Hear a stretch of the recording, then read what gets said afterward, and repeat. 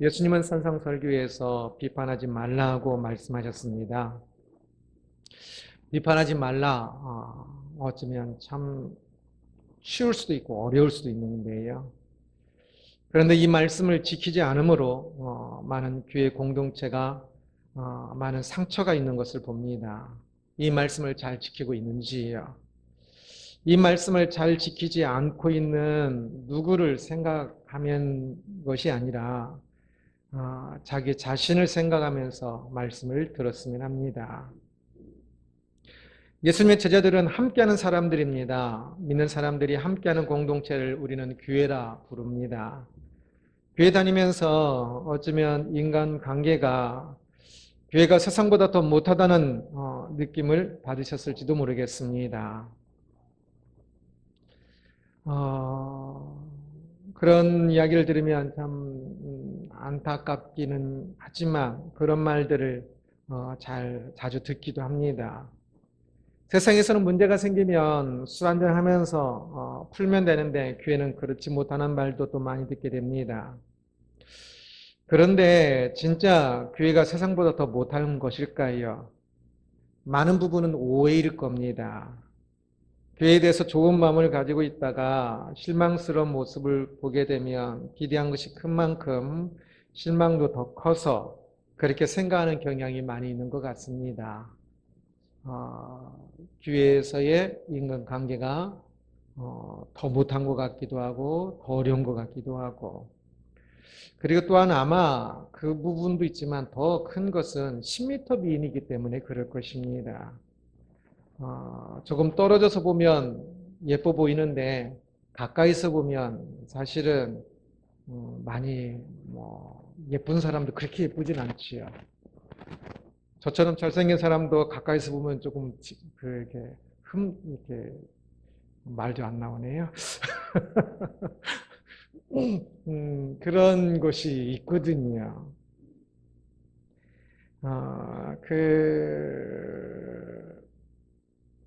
동사무소 같은 데 가서 탁구를 할 때도 처음 이렇게 보면 다 괜찮은 것 같은데 조금만 가까워져도 그 안에도 또 별의별 세계가 다 있어서 참 별의별 말들이 또 있는 것을 보기도 합니다. 그것처럼 어떤 공동체든지 조금 가까이서 보면 흠들이 보이니까 그런 면이 있는 것 같습니다. 특히 교회는 사람을 매우 가까이에서 보지요. 그래서 멀리서는 그렇게 좋아 보이던 사람이 그래서 교회 가면 다 천사 같았는데 가까이서 일하면서 보면은 실망을 많이 하게 되는 겁니다.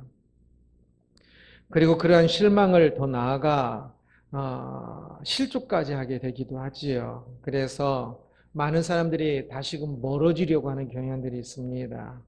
10m 미인이니까 그냥 10m 정도까지만 가까이 가고 그 안으로 가까이 더 오려고 하지 않는 거지요. 그래서 그렇게 조금 떨어져서 보면 서로 좋은 것 같기도 합니다. 그래서 속 편하지요. 그래서 그냥 속 편하게 조금 떨어져 있으려고 하기도 합니다.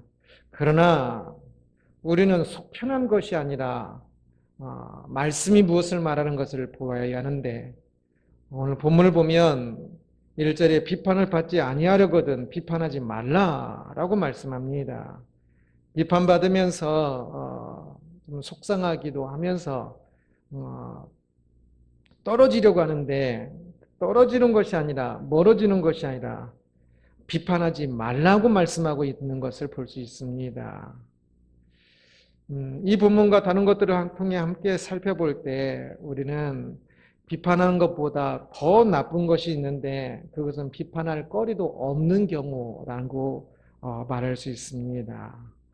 멀리에서 보기 때문에 비판하려고 해도 비판할 것이 없는 거지요. 그것은 속편하고 좋은 것이 아니라 가장 안 좋은 경우입니다. 함께 산다는 것은 가까이에서 본다는 것이고, 그래서 당연히 허물과 죄를 더 많이 보게 된다는 것을 의미합니다. 그런데 부부간에도 서로 무관심하여서 비판할 것도 없다면 그러면 그것은 더 문제입니다. 교회도 서로 그 허물을 모르면 그것은 더 문제입니다. 저를 보실 때도 다 좋아 보이면 그러면 그분은 저와 많이 안 친한 분일 겁니다.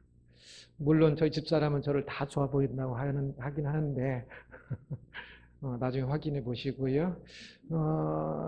이 저의 허물을 알고 계셔야 그래야 그게 정상입니다. 교회에 서로의 허물을 성도의 서로서로의 허물을 알고 있어야 그게 정상이고 그것이 이상적인 교회라고 할 수 있습니다. 교회 목회자의 허물이 무엇이고 또 다른 장로님, 권사님의 허물이 무엇인지도 모른 채 그냥 다 좋아 보이기만 한다면 그것은 정상이 아닙니다. 이상적인 교인의 모습이 아닙니다. 허물을 알고 있고 보고 있고 그러나 그것을 참아주고 있는 그 모습이 이상적인 모습입니다. 왜? 모든 사람에게는 허물이 있는데 허물을 못 보고 있다는 것은 그것은 가까이 하지 함께하는 공동체의 모습이 아닌 것이거지요. 함께하면서 누군가의 허물과 죄를 용납하며 참아준다는 것은 참으로 귀한 일입니다. 하나님의 영광과 나라를 위해서는 공동체가 필요하고 그 공동체가 선한 일을 이루어가기도 하지만 그 과정에 허물이 보이는 것은 매우 당연한 현상입니다. 그래서 허물과 죄를 참아주는 것은 공동체가 선한 일을 할 수 있도록 돕는 아주 중요한 역할을 하는 것입니다. 겉으로 보이는 업적이나 겉으로 보이는 것은 하고 있는 일일 수 있으나 그러나 그 모든 것이 가능하게 하는 것은 가정에서 서로 참아주는 배우자가 있고 교회에서 서로 참아주는 사람들이 있기 때문에 막 비판만 하면 기죽어서 못할 텐데 참아주는 사람들이 있으므로 참 그 일들을 잘 할 수가 있는 것이거든요. 그래서 공동체가 이루는 앞에서의 일보다 어떤 면에서는 하나님 앞에서 그 공동체가 되게 하는 뒤에서의 허물과 죄를 참아주면서 용납해주면서 위에서 기도해주는 그 모습이 있기 때문에 공동체가 이루는 선한 일들이 가능하게 되는 것이지요. 그래서 참아주는 것은 허물과 죄가 있을 때 비난하기보다는 참아주는 것은 공동체의 가장 필수적인 모습인 것입니다. 그래서 공동체를 이루고 있다는 것은 교회를 다니고 있다는 것은 교회를 함께하고 있다는 것은 참고 있다는 것을 의미하기도 합니다. 서로 참아주는 것이지요. 용납하는 것이지요. 공동체의 리더를 참아주고 저 같은 경우도 허물이 얼마나 많이 있습니까? 그러나 참아주고 오히려 기도해주고 격려하면서 공동체의 다른 구성원의 허물도 참아주고 있는 것이지요. 그래서 리더나 또는 다른 사람에 대해서 존경과 사랑만이 아니라 그렇게 참아주는 것이 필수적으로 함께 있어야만 공동체가 존재하게 되는 것입니다. 2절 말씀 보면 너희가 비판하는 그 비판으로 너희가 비판을 받을 것이요 너희가 헤아리는 그 헤아림으로 너희가 헤아림을 받을 것이니라 라고 말씀하는데 오늘 본문에 나오는 비판이라는 이 단어는 보통 가장 많이 번역하는 것이 영어 성경에서는 대부분이 저지라고 해서 심판, 심판이라는 의미로 제일 많이 번역하고 기본적인 의미가 이 단어이기도 합니다. 그래서 이 단어는 하나님을 주어로 제일 많이 사용합니다. 압도적으로. 그래서 하나님께서 심판하신 것을 말할 때 이 단어를 사용하는데요. 우리가 다른 사람을 비판하고 심판할 때 하나님께서 우리를 또한 심판하실 것이라는 말씀입니다. 그때에 너희가 헤아리는 그 헤아림으로 헤아림을 받을 것이며 라는 이 구절은 너희가 판단하는 그 기준으로 너희도 심판을 받을 것이요. 그래서 네가 다른 사람에게 조금 막 엄격한 기준을 댄다면 너도 그렇게 그 기준으로 심판을 더 받을 것이요 라고 해석할 수도 있고요. 아니면 너희가 비판하는 그 수, 너가 그 형제를 10번 이렇게 비판하면 하나님께서도 너를 나중에 심판하실 때 너가 비판한 그만큼 하나님께서도 심판하실 때 그 수만큼 너를 심판하신다. 그 허물들에 대해서 그 수만큼 하신다라고 번역해도 됩니다. 그래서 그 헤아림이라는 이 단어가 가장 기본적인 의미가 수, 넘버 그 의미거든요. 그래서 우리가 다른 사람을 하나님 앞에 심판받을 때에 더 우리의 많은 부분들에 대해서 엄격하게 그리고 책망으로 심판받지 않으려면 이 땅에서 다른 사람들을 향할 때 그 사람이 분명히 잘못했어요. 그러나 그 일들에 대해서 심판보다는 용납해 주는 것이 진짜 중요하다는 것을 볼 수가 있습니다. 주기도문에서도 예수님은 우리에게 우리가 죄를 용서한같이 우리 죄를 용서해 주옵소서라고 기도하라고 말씀하시지요. 우리가 다른 사람을 용서해 줘야 준 것처럼 하나님 내가 다른 사람 죄를 용서해 준 것처럼 내 죄를 용서해 주옵소서라고 기도하라는 건데 하나님께 용서를 받기 위해서 내가 다른 사람 죄를 용서해 줘야 하는 것이 조건은 아니에요. 내가 용서해 줬다고 하나님께서 용서해 주셔야만 하는 것 절대 아니거든요. 그렇지만 하나님의 용서를 받으려면 내가 용서해 줘야 하는 것은 마땅해요. 매우 중요합니다. 하나님 앞에 심판받을 때도 마찬가지라는 겁니다. 내가 다른 사람을 심판하지 않았다고 하나님 앞에 심판받지 않을 조건은 안 돼요. 그러나 내가 다른 사람에게 심판하지 않고 용납해 줄 때 하나님께서도 나중에 우리를 심판하실 때 우리 허물들에 대해서 더 용납하시는 그 부분이 분명히 있다고 말씀하시는 겁니다. 그러니 나중에 하나님 앞에서 심판받을 때 진짜 더 부끄럽지 않기 위해서라도 이 땅에서 우리는 우리 형제들을 내가 심판하기보다는 비판하기보다는 조금 더 용납하고 사랑하는 것이 중요하다는 것입니다. 그래서 제가 작년에 배운 문장 중에 제일 기억되는 것은 사랑은 용납입니다 라는 문장이라고 말씀을 드렸었지요. 사랑은 내가 가지고 있는 것을 많은 것을 주는 것도 사랑일 수 있지만 참 그런 것도 다 사랑이지만 주는 그것 진짜 더 중요한 것이 그 사람이 허물을 내가 용납해 주는 것이 받아주는 것이 진짜 사랑의 중요한 부분이구나 라고 새삼 더 많이 깨달았는데요. 우리가 다른 사람들의 허물과 죄에 대해서 비난하고 질하고 심판하기보다는 그것을 용납하고 그리고 웃어주고 그리고 그것을 기도해 주는 것이 매우 중요하다는 것을 볼 수 있습니다. 함께하면서 형제의 허물과 죄를 발견하게 될 때 그것을 통해서 그 사람의 허물을 통해서 우리가 할 수 있는 가장 우선적이고 가장 유용한 사용법, 가장 유용한 일은 무엇일까요? 3절을 보면 어찌하여 형제의 눈 속에 있는 티는 보고 내 눈 속에는 들보는 깨닫지 못하느냐 말씀합니다.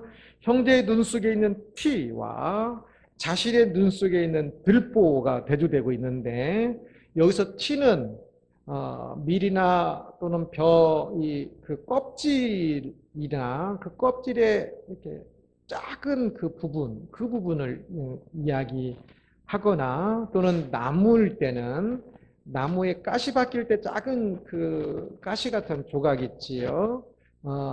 그런 조각이나 또는 톱밥 같은 것을 말하는 단어입니다.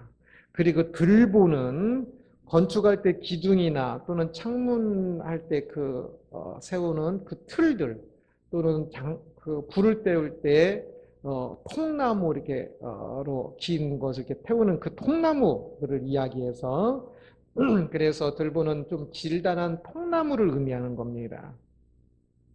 사람들은 자신의 허물은 보기 어렵고 남의 허물은 보기 쉽습니다. 우리가 두 눈을 가지고 항상 눈을 푹 뜨고 살면서도 자기 얼굴은 못 보고 다른 사람의 얼굴만 보고 있는 것처럼 두 눈을 부릅뜨고 있는데도 자기 허물은 못 보고 남의 허물만 보이는 것이 사람의 모습인 것 같습니다. 그래서 좀 허물이 있을 때 자신의 허물이 커다란 통나무 같은 크기이고 남의 허물은 그 통나무에서 나온 아주 작은 가시와 같은 크기여도 자기의 허물은 보이지 않고 남의 허물은 더 잘 보는 것이 우리들이란 사실을, 우리들의 어리석음이라는 사실을 기억해야 합니다. 그래서 남의 허물을 볼 때, 남의 허물을 볼 때 기억해야 할 것은 그 허물을 통해서 자신의 허물을 보도록 해야 한다는 것입니다. 남의 허물은 가장 일차적으로는 자신의 허물을 보도록 남의 허물이 보이는 것이다 생각해도 맞습니다.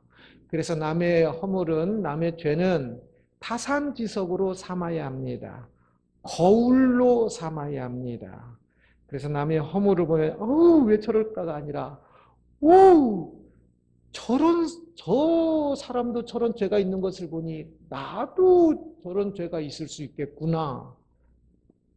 그 허물을 볼 때마다 바로 자기 자신을 보아야 합니다. 그러면 때로는 우리가 남의 허물을 볼 때 내가 잘하는 것만, 내가 잘하는데 상대가 못하는 것이 허물이 보이기도 하거든요.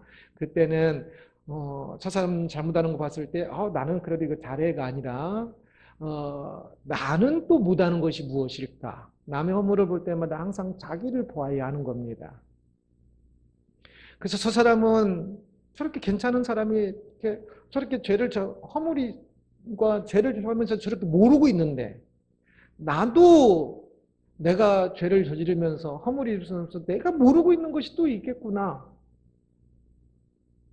그러면 또 엎드려서 내가 지금 심각한 허물 가운데, 죄 가운데 있는데 내가 모르고 있는 또 죄가 무엇인지 하나님 앞에 또 기도해야 하는 것이고요.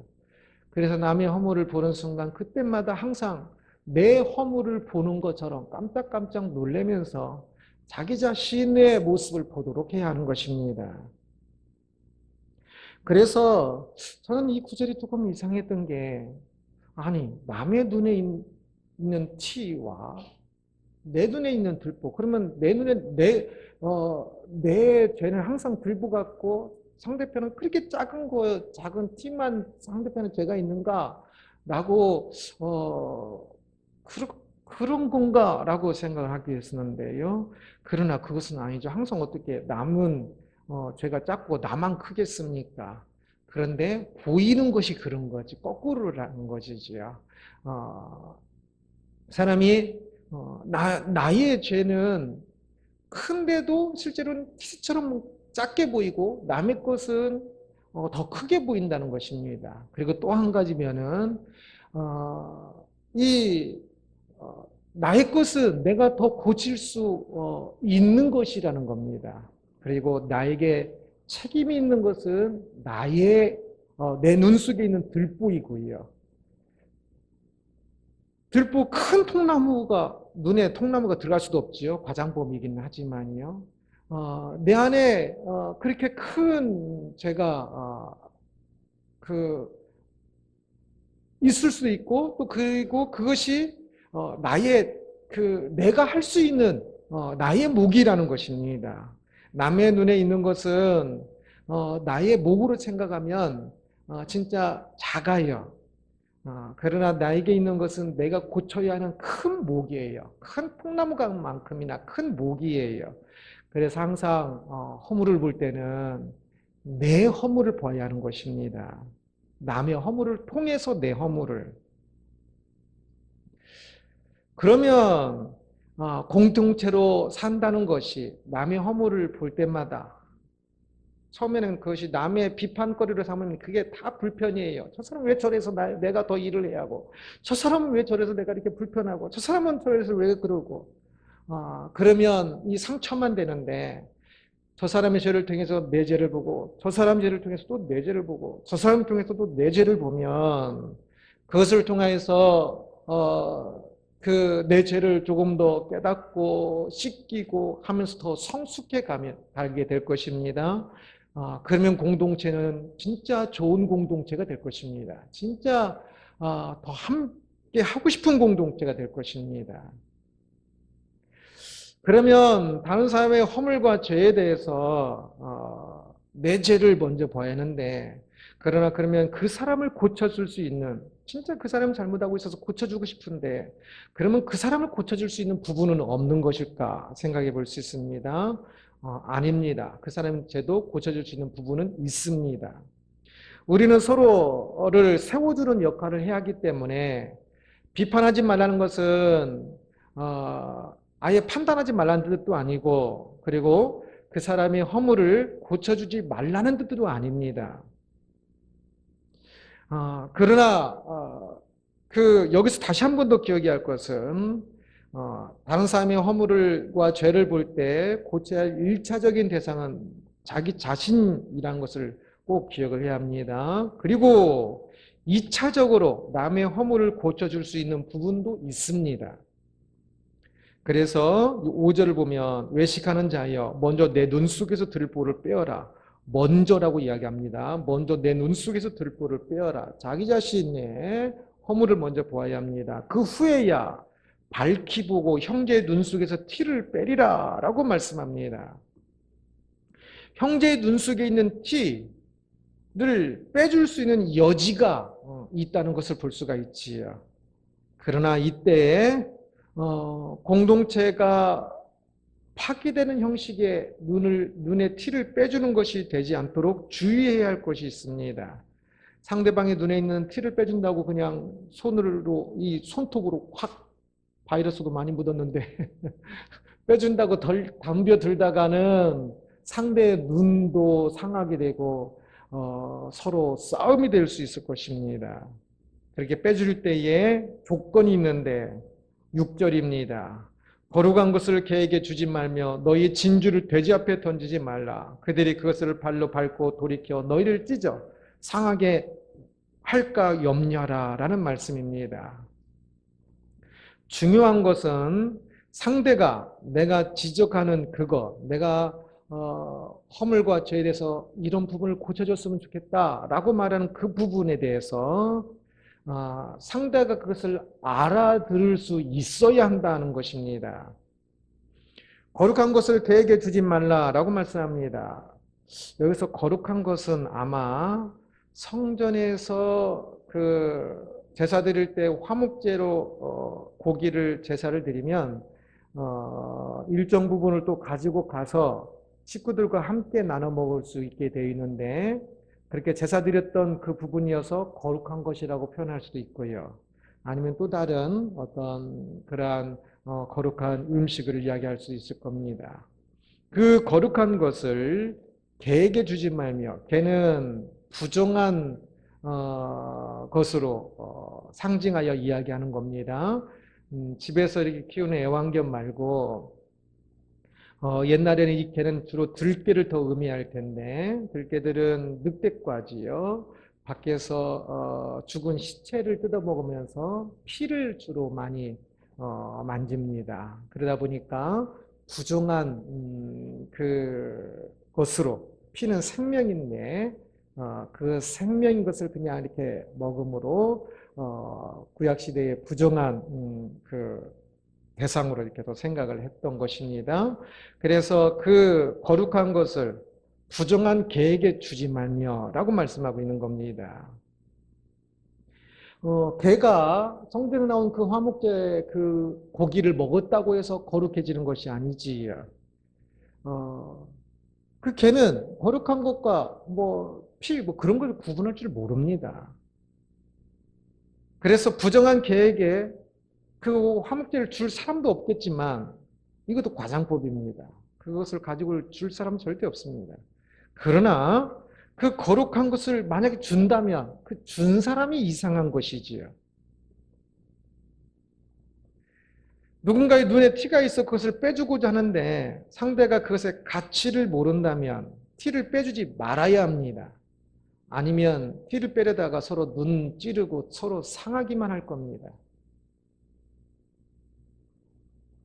개나 이 돼지 이야기에서 주의해야 할 것은 이 말씀을 좀 잘못 사용하면 상대가 허물이고 있을 때 상대를 낮잡아 보아서 아이고 내가 말하는 것도 알아듣지도 못하고 하면서 개나 돼지처럼 취급하는 그렇게 생각할 수 있는데 그것을 의미하는 것은 절대 아닙니다. 여기서 개나 돼지는 낮잡아 보기 위해서 하는 것이 아니라 가치가 다르다는 것을 의미하려고 이야기하는 겁니다. 돼지에게 음식을 주면 돼지는 비싼 것이든 싼 것이든 구분 그렇게 하지 않지요. 돼지에게는 또 진주를 주는 이야기가 나오는데 진주를 주었을 때 돼지가 그 진주의 가치를 알지 못합니다. 그때 그 돼지에게 음식이 아닌 진주를 준 사람 주면서 내가 비싼 것을 주었는데 이 돼지는 그것도 모른다고 투덜거리고 나무란다면 여기서 돼지가 문제일까요? 돼지에게 진주를 준 사람이 문제일까요? 이것은 돼지가 진주를 모른다고 투덜거릴 것이 아닙니다. 돼지에게 진주를 준 사람이 바보인 겁니다. 지금 돼지가 문제라고 말하는 게 아닙니다. 돼지에게 진주를 준 사람이 문제라고 이야기하고 있는 겁니다. 개에게 거룩한 것을 주고 돼지에게 진주를 준 사람은 자기가 좋은 것을 주었으니까 자기는 잘했다고 생각할 겁니다. 비판하는 사람은 다 자기가 잘했다고 생각하니까 비판을 합니다. 그러나 설령 진짜 거룩한 것을 진짜 좋은 것을 개에게 줬다고 쳐요. 돼지에게 진짜 진주를 진짜 좋은 것을 줬다고 쳐요. 보통 비난할 때는 그런 경우가 아니고 많은 경우들이 수가 있지만 극단적으로 가장 좋은 것을 상대가 전혀 모르는 몰라서 문제지 진짜 가장 좋은 것을 줬다고 쳐요. 가장 좋은 비난을 했다고 해요. 그러나 그래도 비난한 사람이 문제란 겁니다. 그래도 아무리 좋은 것이라 할지라도 받는 사람이 그것을 모르면 그것은 좋은 것이 아닙니다. 그러기에 진짜 비난을 하려면 비난이 아닌 조언이 될 수 있도록 상대가 그 가치를 깨달을 수 있도록 부모가 자식을 양육을 할 때도 자녀가 기분 좋을 때 말하잖아요. 안 그렇습니까? 자녀에게는 그렇게 하면서 다른 사람에게는 안 그렇게 합니까? 자녀가 알아들을 수 있도록 사랑하면서 말을 하잖아요. 그래야 지혜로운 부모지요. 지혜로운 조언자가 되어야지 그냥 자기 생각난 대로 뭐 틀렸다 그러면 그것은 지혜로운 조언자가 아니라 자기 자랑하려고 하는 말이 밖에 안 되는 겁니다. 그리고 그건 자랑이 아니라 철저히 잘못된 것이고요.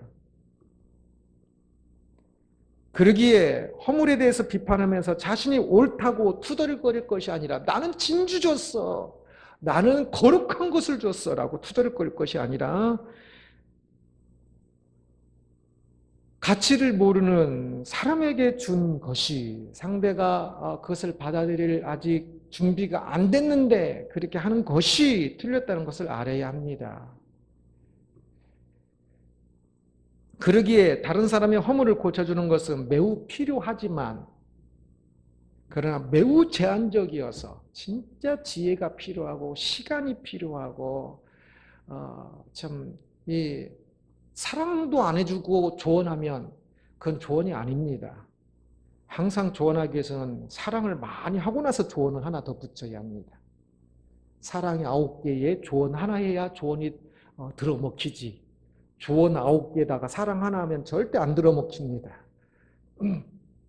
자식을 키워보신 분은 아실 겁니다. 그러기에 자기는 조언이라고 사랑도 안 해놓고 친하지도 않으면서 주원이라고 막 말을 하면 안 되는 겁니다. 그래서 매우 제한적이라는 것을 이 6절에서는 극단적인 표현까지 써가면서 그 제한적이라는 것을 이야기하고 있는 것입니다. 비판하지 말라라는 제목으로 말씀을 살펴보았습니다. 공동체가 함께할 때 허물이 많이 드러납니다. 그때 예수님의 제자는 함께하는 것을 피하는 것이 아니라 함께하면서 그 허물을 이겨야 한다는 것을 보았습니다.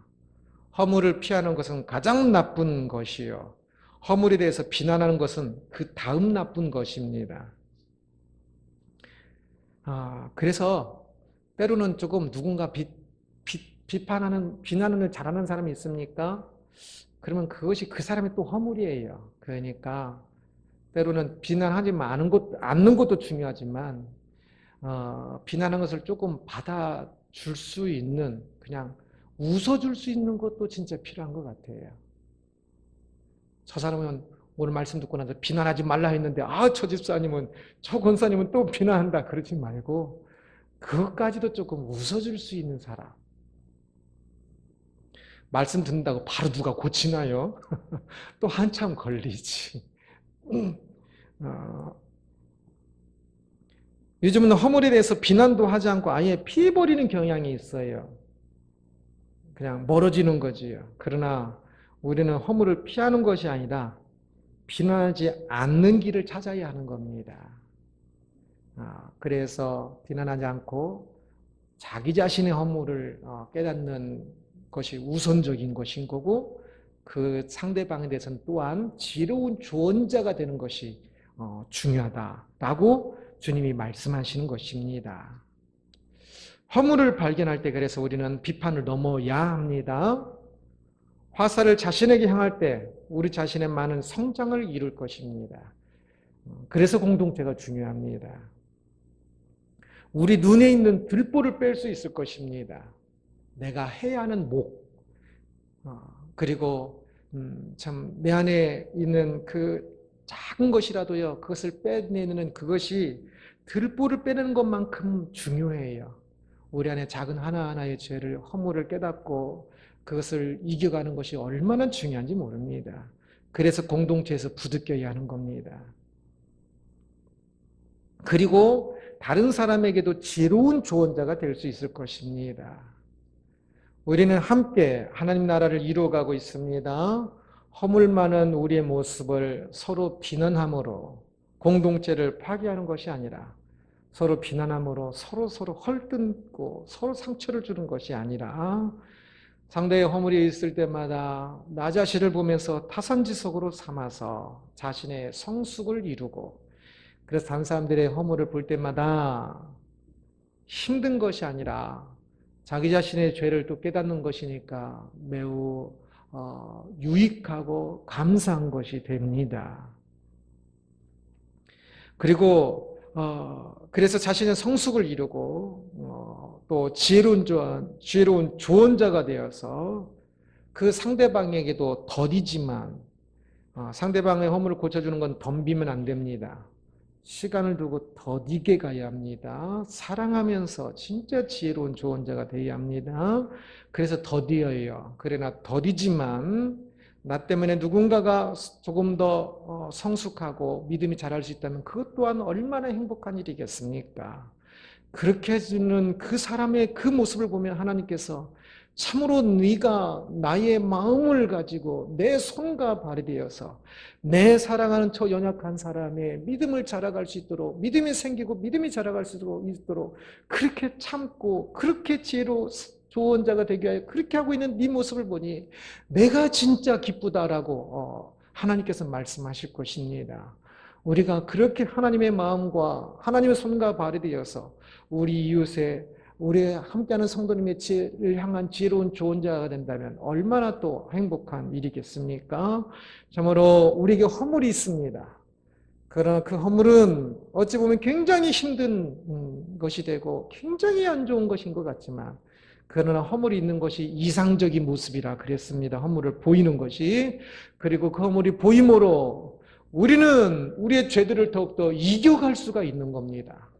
그래서 아름다운 공동체가 되고 그래서 하나님의 제자가 되는 것, 예수님의 제자가 되는 것입니다.